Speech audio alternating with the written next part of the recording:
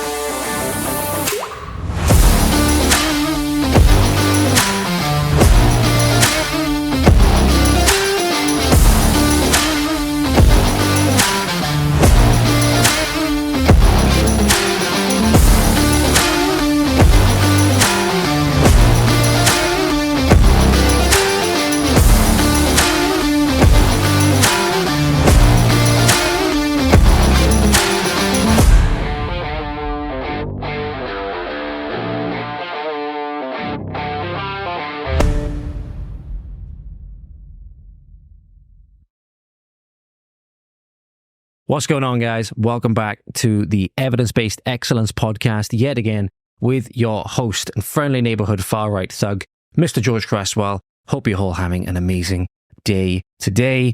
Going to go back to a little bit from episode 40 today, where I said I wanted to talk about one of the studies we went through in that episode in a little bit more detail. It's to do with heat therapy, okay? So when we're looking at this paper, the leading author's surname is Kim, and it came out in 2020. It's titled Skeletal Muscle Adaptations to Heat Therapy, and it's from the Journal of Applied Physiology. Okay, so it came out in 2020. I'm not sure if there's any more recent reviews that have come out since then. This is the most up-to-date one as far as I can find. So if there is one that comes out, or if there are more studies that come out during the time of when I'm recording this on the 25th of September, and when this episode will come out, it's probably in a couple of weeks' time, then obviously I can't account for that. This is at time of recording. This is the most up-to-date review that I'd found. And I said then in that previous episode that I wanted to go through it in a little bit more detail, because I thought that there was a lot of important points that we missed out, more things that we could talk about with regards to heat and its effects on skeletal muscle adaptations that were very, very important with regards to your overall health, your exercise performance, your recovery, etc., etc.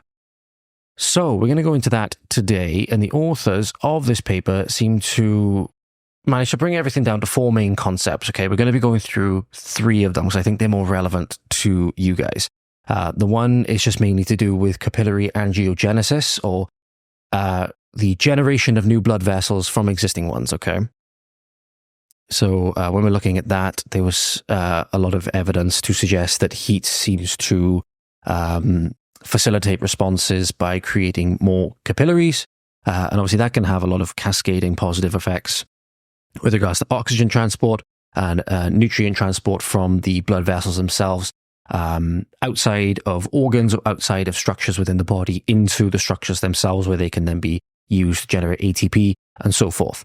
But we're going to just skip over that one, and we're going to go to the muscle growth processes a little bit, what we talked about last time, the mitochondrial biogenesis section, a little bit about that and how heat therapy can seemingly have positive effects on your endurance performance, and then also glucose homeostasis as well. If you have relatives and friends, or maybe yourself, you may suffer with type 2 or type 1 diabetes, whatever it may be, that section is probably going to be pretty interesting for you guys.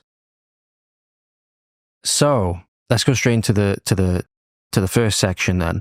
So looking at regulation of muscle mass. So we talked a little bit about this last time. So whole body heat stress, previously talked about it, seemed to have significant atrophy attenuating effects in muscle tissue, seemingly through the upregulation of things like heat shock proteins, particularly heat shock protein 70, for example, which confer protection against the reduction in protein synthesis during muscle disuse. We'll get onto in a minute. It does seem to have quite potent hypertrophy, just looking at my phone, make sure it's not going off, hypertrophy stimulating effects as well. So first point, when you're looking at a review like this, it'll tend to start off in a section when you're looking at a particular phenomenon with mechanistic data. Okay, now that can be cell cultures, that can be rodent or animal data, anything where you're looking at a particular mechanism. Okay, and there's a lot of things that you can do, for example, in mechanistic data that you can't do in human data because it's deemed unethical by an ethics board or something like that. So one procedure, for example, might be what's called a knockout. So a knockout would be if you're looking at the effect of a particular complex where a series of enzymes or a series of molecular structures are working together, but you want to see how one interacts with the rest of it. So in order to assess how the mechanism would work without that and what effects would happen as a result of it, you look at what would inhibit that, or you look at a way to remove that particular part of the mechanism. It might be an enzyme, it might be a transporter, whatever it may be. And then you do what's called a knockout, where you use something to remove it, okay, or to switch it off, whatever it may be. You can do that in things like mice, for example. So tend to give it a particular treatment, and then it will knock out a particular gene, for example, or it will knock out a enzyme that would normally break down whatever metabolic substrate, and then you see what happens as a result. So then you can see what the mechanism of that enzyme or that substrate actually does, okay? Because then you observe what happens when it's not there. Can't do that with humans. Can't do that with humans for obvious reasons. So when we're looking at this, for example, you have female rats here. Not going to be talking too much about that in this one until the end, I don't think. But you have female rats here that were exposed to heat therapy. They were exposed to 60 minutes at 41 degrees C. A lot of the surplus resources that I will be talking about that these authors, Kim and colleagues, brought up in their paper, you'll be able to find down below. Not every single one of them, but you will be able to find them down below, a lot of the ones that we'll be talking about. They were given heat therapy prior to undergoing hind limb unweighting for 8 days. Okay. So they had various experimental conditions. They had a heat condition, they had a control condition, and then they had two conditions where rats were kept with their hind legs elevated for 8 days. Okay. Now they did this by basically attaching their tail to the ceiling of, whatever crate or whatever they were kept in. I know it can sound quite cruel. I'm not necessarily making a joke about that. They were obviously able to keep eating, keep drinking, etc. Their quality of life was not harmed in any other way other than they had to carry themselves only on their front legs for 8 days after this 60 minutes at 41 degrees in an environmental chamber treatment session. And what happened was their soleus muscles showed a much greater heat shock protein content, heat shock protein 72 in particular. And though there was atrophy observed in both conditions, those rats who underwent heat stress prior to unweighting had significantly less loss of muscle weight and also protein content. Okay, so again, have a mechanistic example here of seemingly a direct influence of heat on this atrophy and having this atrophy attenuating effect, which is quite interesting. Interesting to note here is that disuse-associated atrophy occurs first through decreased rates of muscle protein synthesis and then through increased rates of protein degradation. So you have decreased building first and then you have increased takedown is basically how it works. So there's a quote here from a paper which you can find down below, authored by Thomason, Biggs and Booth. I've just had something else come across my screen. And this is at the end of the abstract. I was only able to get the abstract. Some of the studies which I've linked down below, you might only be able to get the abstract initially. They might be locked behind a paywall or whatever it may be, full text, you have to go digging for it. But it says, first order degradation rate constant changes on a time scale slower than protein synthesis rate. Okay, so that's a scientific way of saying that protein synthesis occurs first and then degradation comes on a little bit later when the body deems it doesn't need it anymore because there's not enough stimulus in order to justify the muscle that it's keeping around. Okay, it's going to take it back to a baseline level where it doesn't need the extra surplus muscle mass, so it's just going to get rid of what it doesn't need. It's going to cut the fat, so to speak. Obviously, if you want to maintain high levels of muscle mass, you need to give your body a reason to maintain it. Okay. However, there is no yet observed cause and effect relationship between something like heat shock protein 70 and atrophy attenuation. However, in terms of muscle hypertrophy, it does also appear that heat has positive effects on muscle growth. So we're looking here in animals and in vivo studies. You have even single bouts of mild heat stress seem to elicit positive effects.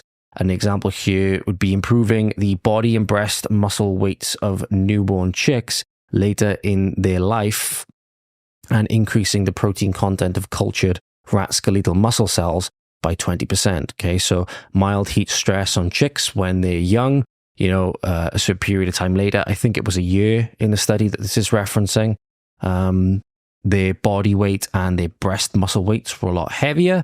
And obviously in these the cultured rat skeletal muscle cells in the vivo study, or in the vitro in vivo, sorry, they were increasing skeletal muscle cell protein content by 20%, which is obviously just 1/5 over what it was before. So that's very significant.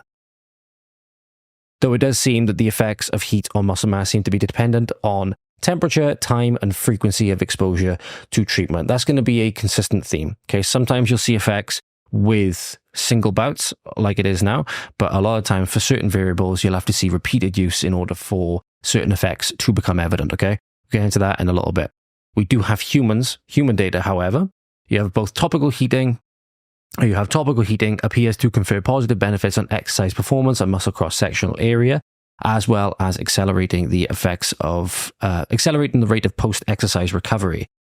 In these studies, however, one of them you'll find linked down below. The time of exposure was on average far longer than previously documented in other trials. So the one study they mentioned, which funnily enough, I think I referenced both of these in my dissertation.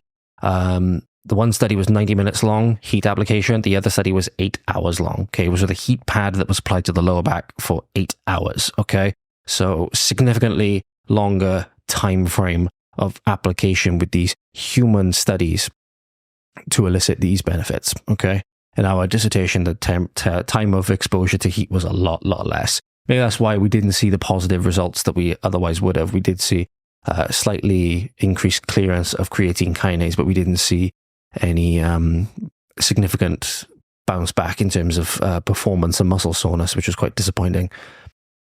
However, obviously, with any phenomenon, there tends to be evidence on both sides, for and against, or yes, we've seen something, yes, we've seen an effect, or no, we haven't seen an effect. Some evidence failed to show the same improvements with local heat application. There's some here. There were no differences in strength and muscle mass over the course of 14 weeks with a study that used intra and post-training heat applications. So they heated a leg during the training session and also kept it heated post-training. And the other leg, the contralateral leg, was the control leg. They used an electric pad, and it was reported to be able to increase muscle temperatures above 38 degrees, which is very warm, very, very warm, enough to elicit significant increases in blood flow and stuff like that. And I said here whether the intra-training application had resulted in a blunted training response or a blunted response in some way by providing too much stress as well as during the training session. It's quite common to see performance decrements already when it's a warm temperature. Marathon runners trying to do, their best performances when they're trying to run in like 30 odd degree heat and stupid levels of humidity. Okay. Whether the application time was long enough, okay, and also the modality itself are all remaining questions as to why no significant changes occurred. The participants still reported subjective feelings of improvement in comfort and recovery using localized heat therapy. That's common when you're looking at heat therapy and also cold therapy research. They tend to both be quite potent analgesics, potent painkillers. Especially with heat, it tends to result in a lot less fibrosis as well. It tends to minimize that fibrosis, which is when you do a training session which stimulates a lot of exercise-induced muscle damage. Obviously, you get a lot of stiffness. You get a lot of stiffness in your muscles after that session. That's that fibrosis. The muscle is trying to keep itself from extending too far again, because that's going to impair the recovery process. So that's why you get that stiffness. That's why you struggle to sit down on the toilet after a meaty leg day, because your quads don't want to go through that range of motion again. They're trying to stop you from going through that range of motion. And that pain response is the case to like, stop doing this. We're trying to do something a minute. And the increased blood flow, the increased temperature, the increased malleability or the pliability of your muscles that results when the muscle temperature is elevated. That's why you do a warm-up, for example, and that's why, when you get a lot warmer, you're able to go through greater ranges of motion and stuff. It then also eases the vibration and eases... did I say vibration? Did I say vibration? Eases the fibrosis and also results in decreased pain sensations then. So heat and cold tend to be quite powerful painkillers. And that's why you end up with subjective feelings of increased recovery or decreased pain responses. Okay. Heat therapy is also hypothesized to exert effects on intracellular calcium levels and calcineurin. Now, we spoke about this last time. The latter being an important enzyme that has been shown in some studies to promote muscle fiber hypertrophy. Okay, so you have calcineurin, muscle fiber hypertrophy promoter. Okay, increases in calcineurin have been observed in rats, for example, after only a single session of heat therapy. And an important observation, I mentioned this last time, came when it was observed that increases in soleus muscle mass following heat therapy was partially suppressed by the action of a calcineurin inhibitor, namely cyclosporine A. I can't remember if I pronounced that correctly in the last episode where I talked about this. I think I called it cyclosporine. Cyclosporine A. Calcineurin is activated by increases in intracellular calcium. Okay, that could occur through the actions to do with the tropomyosin, the cross-bridge cycling, and the action within a muscle that allows myosin to bind to the actin. So what happens is the complex rotates, that exposes the actin binding site. Over time then, as you expend more energy, calcium builds up in the muscle with more work that is done, those positive calcium ions, and that triggers calcineurin. Now, obviously here, it does seem that it is the heat that would be generating that intracellular calcium, which in turn then generates calcineurin, which in turn results in greater myofiber hypertrophy. Okay? So there you go. Heat stress promotes, or seems to, this is what the evidence seems to suggest, promotes an increase in calcium concentrations within the muscle cells through something called the TPV1, the activation, of TPV1, and also increased calcium in the sarcoplasmic reticulum. That then has the effects on calcineurin that we just mentioned. We talked about this last time as well. The mTORC1 pathway is another potential series of molecular signalers heavily affected by heat stress. Okay, it's been observed that increases in muscle mass in the soleus following whole body heat therapy was preceded by increased phosphorylating ribosomal protein S6 kinase, okay, or P70S6K, okay? And that would indicate that increased level of phosphorylating ribosomal protein S6 kinase 1 in skeletal muscle would be indicative of increased mTORC1 activity, mammalian target of rapamycin complex 1, okay? Human data, so that was in rats. Human data has also shown a significant increase in the phosphorylation of many hypertrophic signalers, and this has helped add credibility to the notion that the activation of mTOR1 is a hallmark response to heat therapy or to heat stress, and is also a potential mechanism underlying the hypertrophic response to heat therapy. Additionally, going back to what we mentioned before, that, did I get it wrong? Sorry, it's not TPV1, it's TRPV1. Of course it is. I've got it written down. I remember I had that wrong in my notes before. I wrote down one way and then another way afterwards. TRPV1, mediated increases in intracellular calcium, also activates mTOR and then the subsequent hypertrophic processes also. So heat-induced increases in intracellular calcium and phosphorylation of hypertrophic signaling molecules have substantial evidence to back their roles as mechanisms of heat therapy and its hypertrophic effects, its positive hypertrophic effects, and its atrophy attenuating effects. Okay, so that's all the stuff we covered last time, pretty much. That's all the stuff we covered last time.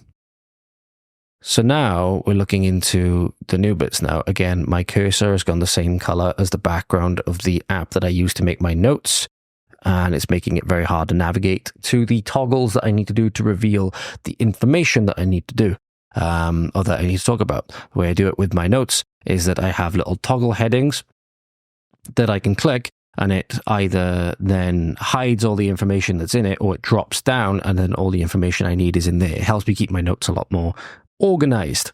So trying to navigate that at the minute when it's a white background and for some reason your cursor decides to go to the same color as the background makes it very, very hard to navigate. But anyway, mitochondrial biogenesis. Okay, so this would be a particular context when you're looking at endurance performance. Okay, so mitochondria is where aerobic respiration takes place. Okay, or oxidative phosphorylation is where oxygen is used to generate ATP. And as a result, it takes a lot longer, but the generation, or the yield rather, of ATP from the process, also known as the TCA cycle, the tricarboxylic acid cycle, is a lot higher per time the cycle is completed, but it takes a lot longer. It takes several minutes for this cycle to complete.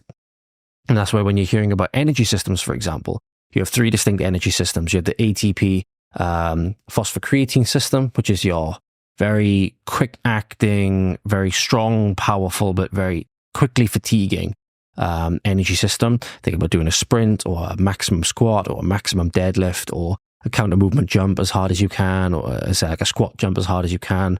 The thing which generates maximal anything is done via the action of phosphocreatine, okay? Because it's able to be broken down very, very quickly in the absence of oxygen, and it's done in a way that promotes very, very high capacity exercise for a very, very short period of time. You're pretty much fully exhausted of your phosphocreatine and its energy generating potential by about 8 seconds, 10 seconds maximum, okay?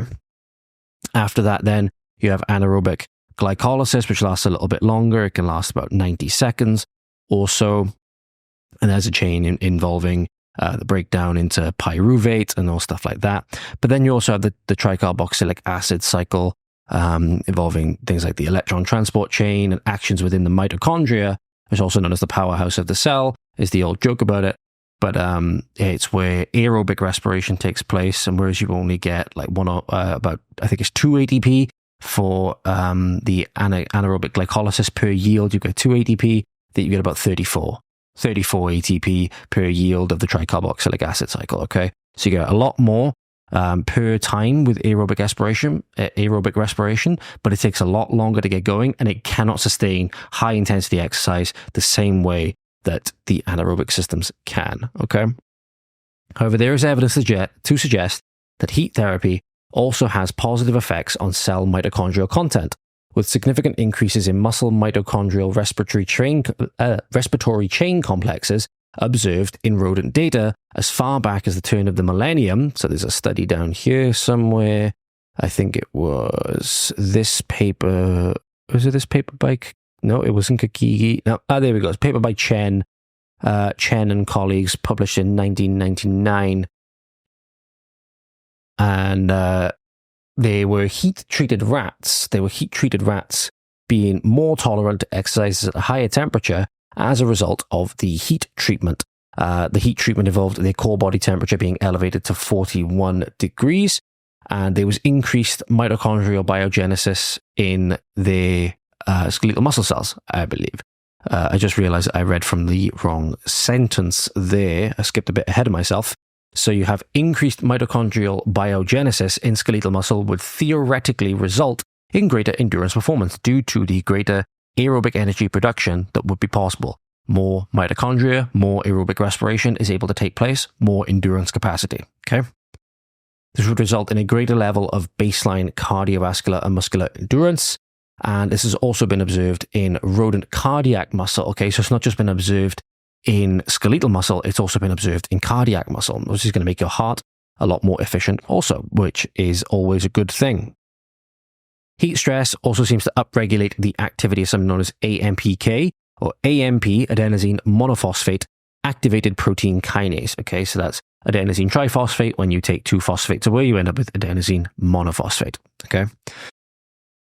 And it also upregulates one of the transcriptional targets of this AMPK, known as PGC1 alpha. Okay, it has a very long name. I'm not going to try and pronounce it. So you have episodic exposure to heat therapy for 5 days, also increase the levels of several other oxidative phosphorylation proteins, as well as mitochondrial DNA content. In humans, it has been shown that local thigh heating using pulsed shortwave diathermy, however you say it, and that is heating via the use of high-frequency electromagnetic currents for 2 hours daily for 6 consecutive days, increased the content of respiratory chain complexes 1 and 4. Also you had significant elevations in AMPK and increased PGC1 alpha expression. So it does seem that AMPK activation through temperature-induced changes in energy turnover plays a pivotal role in mediating the mitochondrial adaptations to heat therapy. They're not unanimous findings, however. Studies previously mentioned, so one of the studies you'll see down below, which covers a few of these points, found no effects of whole body heat therapy over 6 weeks on mitochondrial density. Changes in results between studies are likely down to changes in modality, so it could be local versus systemic heating, duration, and also the magnitude, so how much heat is being generated. Okay, whenever you see variations in studies like these, often it'll be down to something to do with the methodology. In this instance, it will be down typically to what is being used to generate the heat, whether it's a local or whether it's systemic application, whether it's a whole body application or just to one muscle, how long it's being applied for, and also how much heat is being generated, and how much it's influencing the muscle or the body temperature by. Okay. So another positive potential impact of heat is that positive set of results, for the most part, on mitochondrial biogenesis. So obviously, a lot of people rely on endurance for the sport, whether it be cardiovascular or muscular endurance. You know, some sports, they require you go for like 5-10 minutes in around a time, you know, fairly low intensity for some of it. And then you have short bursts of high intensity work. You know, mixed martial arts would be a great example of that. Something like jiu-jitsu, where, you know, you have quite a lot of periods where you're working at a relatively low rate in terms of your like heart rate maximum or your absolute maximum intensity output. But then you have some instances where you're in the middle of a scramble, or in the UFC when you're trying to take somebody down, you know, in a wrestling exchange or some form of grappling exchange. That's when you're starting to work more in that maximal, getting up towards your maximum capacity. And that's obviously when you can't really work in that period for long. That's why it's people who can wrestle, like, you know, your Khabib Nurmagomedovs or some of the guys that I train with who wrestle for like minutes at a time. It is, you know, it's character building. We'll say that it's definitely character building, but the work is so hard for so long. They have such a large capacity for work due to how fatiguing that is. Like wrestling, like something I didn't realize how hard it was. Did not realize how difficult and fatiguing it was until I started it. And yeah, I haven't really done any intense wrestling sessions for a while now. I really need to get back to it.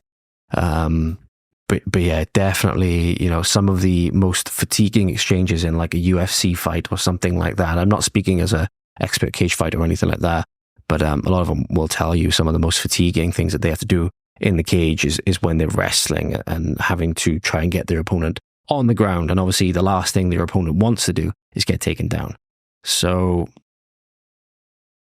yeah, but definitely that's going to help them when they're in those lull periods, those couple of minutes where they're just exchanging the odd strike here and there, trying to fake out their opponent. And if they just have an increased baseline fitness level, you know, when the fight's getting hard, when they get into the later stages of the round and the later stages of the round or the later stages of the fight, when their opponent's fatigued and they're feeling quite fresh, they're going to start to dominate that fight then.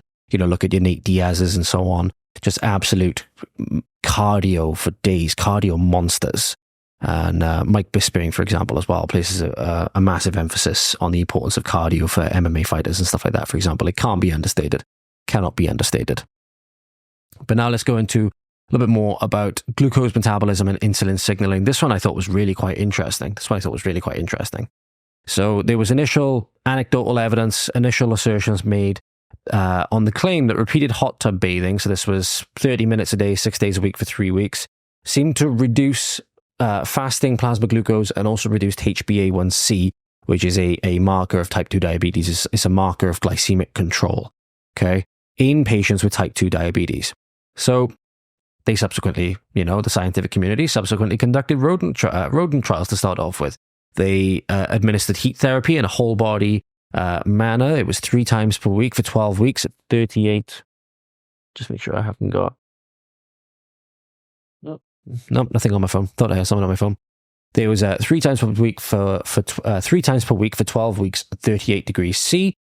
And this was to HB/HB mice, which is basically a model for type 2 diabetes mellitus in these rats. And it did indeed seem to result in significantly lower fasting blood glucose. Okay. And this was further established in glucose tolerance and also increased insulin tolerance tests. So further established in glucose tolerance and insulin tolerance tests. Okay. So whole body heat seemed to also upregulate GLUT4 mRNA in skeletal muscle. That's a nutrient transporter. So it's one of the ways that it's a receptor that facilitates nutrient uptake. So indicating, and that's what this indicates, is there was likely greater uptake of nutrients into skeletal muscle as a result of heat exposure. That would explain why, for example, that there was significantly less circulating glucose in the bloodstream because it got taken up into the muscle tissue. And as a result, the bloodstream level was significantly lower, which is what you're aiming to do when you're aiming to get somebody out of diabetes, for example. If they're type 2 diabetes or the type 2 diabetic, for example, that just means that or even if they're type 1, just means that they have trouble regulating the amount of glucose that's in their bloodstream via for one reason or another. And it's that significant elevation over long periods of time of that blood glucose which has led them to be in the predicament that they're in. So they're completely resistant to the effects of insulin, which would normally do this perfectly fine. And as a result, now they end up type 2 diabetic because their bloodstream glucose levels have been too high for way too long. So having a way to significantly increase glucose uptake, for example, into skeletal muscle out of the bloodstream, absolutely fantastic. It's one of the reasons why, for example, that resistance training with diabetic people is one of the best things you can get them to do. Try and build muscle, because the more muscle they have, the more that muscle will take glucose out of the bloodstream and keep it at a homeostatic level. Okay. The glucose uptake into muscle tissue seems to be temperature dependent, however, and is likely not only a result of increased glucose delivery to the muscles, but also stems from a direct effect of temperature on glucose transport across the muscle-to-cell surface, or changes in intracellular metabolism. Okay, so heat has various different effects that it can exert this by. Promotion of translocation of GLUT4 transporters may also play a role in this glucose uptake, this increased glucose uptake also. And there was, in addition to glucose, there was also reduced levels of serum triglyceride and free fatty acids, which is obviously good as well. And these findings have also been replicated in animals in diet-induced obesity and insulin resistance also. Now, that would be a good proxy to take over for people that have diet-induced obesity and as a result end up with type 2 diabetes. And you can take that over to humans in theory, but let's see what the human data has to say. In humans, they highlighted research that was conducted and shown improvements in fasting blood glucose in overweight sedentary men, as well as their insulin concentrations, with 10 sessions of hot water immersion. So that was 39 degrees for 45 to 60 minutes. I don't think they specified the frequency. However, that's a bit of a downside to that study.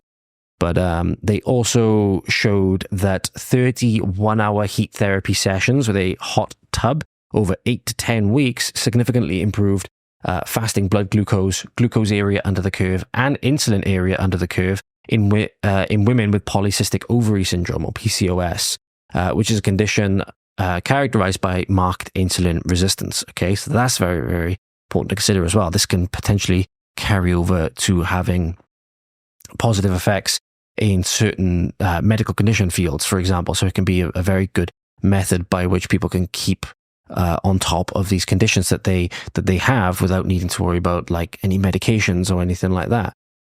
Both of these studies, this was the most interesting thing for me, which I sort of want to go read these a little bit more as well. A lot of these studies, I just sort of went a little bit over the abstract, and if there was something I wasn't sure of, I went into the introduction, or not the introduction, but the results and the method section just to be sure. But both of these studies also documented these changes without any changes or significant changes anyway to the participants' weight during the testing period, which I thought was very, very interesting. I thought that was very, very interesting. As a result, I'm even more in on heat therapy than I was before now. Just as a general tool to maintain a good high quality of life, good physical health, and to see here, for example, that all these purported benefits that the evidence supports. Obviously, feel free to go read the sources down below. I think there's about 15 or 16 of them. You know, I can only advocate for heat being a good addition to your training, to your life. It seems to have a lot of positive effects. It seems to have a lot of positive effects and none of the drawbacks that cold water immersion has.